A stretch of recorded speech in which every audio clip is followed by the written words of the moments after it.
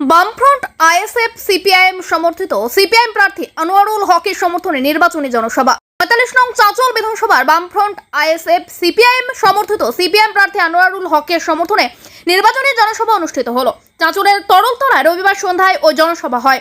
প্রার্থী আনোয়ারুল হকের সমর্থনে নির্বাচনী জনসভায় বক্তব্য পেশ করেন অভিনেতা দেবদূত ঘোষ, সিপিআইএম রাজ্য কমিটির সদস্য জমেল ফেরদৌস। ব্যুরো রিপোর্ট আমাদের চাঁচল। সঙ্গে থাকুন, দেখতে থাকুন আমাদের চাঁচল।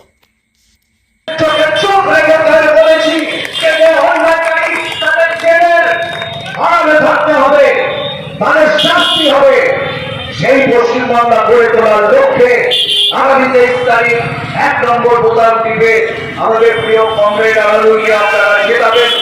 এলাকায় এলাকায় ফিরে গিয়ে নিজের ভাই বন্ধু সবাইকে বোঝাবেন যে পশ্চিমবঙ্গ ধীরে ধীরে যে শ্মশান হয়ে গেছে, সেই শ্মশানে যদি আবার একটা চারা গাছ পুঁততে হয়, যে গাছ একদিন বড় হবে, বৃষ্টি ফল হবে, আমের মতো এটা আমের জায়গা, সেই রকম একটা ছায়া দেওয়ার বৃক্ষ পোতার কাজ না হলে কিন্তু আপনাদের করতে হবে ভোগের দিন, না হলে কিন্তু আগামী 5 বছর আবার আপনাদের কপাল চাপড়াতে হবে। এই কথা স্মরণ করিয়ে দিয়ে আমি আমার বক্তব্য শেষ করলাম। একটাই আওয়াজ হচ্ছে, সিপিএম জিতছে, সিপিএম জিতছে, আনোয়ারুল হক জিতছে। আপনারা নিশ্চিন্ত থাকুন, তাই আর সময় নাই, এই কটা দিন অপেক্ষা করতে হবে। আর 23 তারিখে সবাই ঐক্যবদ্ধভাবে আমাদের প্রার্থীকে ভোট দিয়ে 4 তারিখে আমাদের বিজয় হাসি আমরা হাসবো, আপনারা হাসবেন, লাল আবির নিয়ে আমরা খেলবো। আমরা বলতে চাই, কোথায় গেল প্রতিশ্রুতি? এই চাঁচলের প্রতিশ্রুতি কোথায় গেল? উত্তরবঙ্গের এমসে হবার কথা ছিল, কোথায় গেল?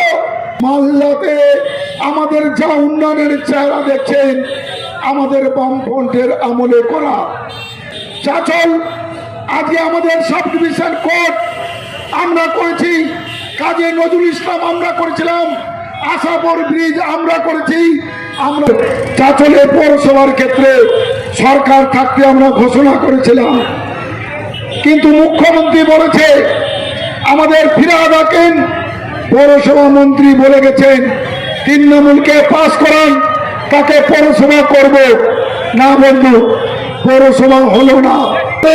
জগন্নাথপুর ঘাট, যে ঘাটে নৌকা ডুবিতে 14 জন মানুষ মৃত্যু হলো, তারা এসে মন্ত্রী থেকে শুরু করে তৃণমূল নেতা সবাই বললেন এখানে ব্রিজ হবে, ফেরিঘাট পারাবার কোনো সমস্যা হবে না।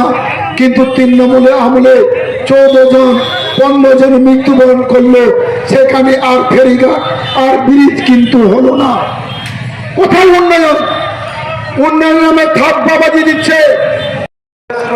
সালাম ও শুভেচ্ছা। আমি হয়তো বেশি বক্তব্য দেবো না, কারণ আমার নেতৃত্ব এখানে বক্তব্য দিব। তবে আমি চাঁচলবাসীর জন্য বলবো, আগামী 23 তারিখ আমাকে 1 নম্বর বোতাম টিপে ভোটটা দিয়ে আমাকে জয়যুক্ত করুন।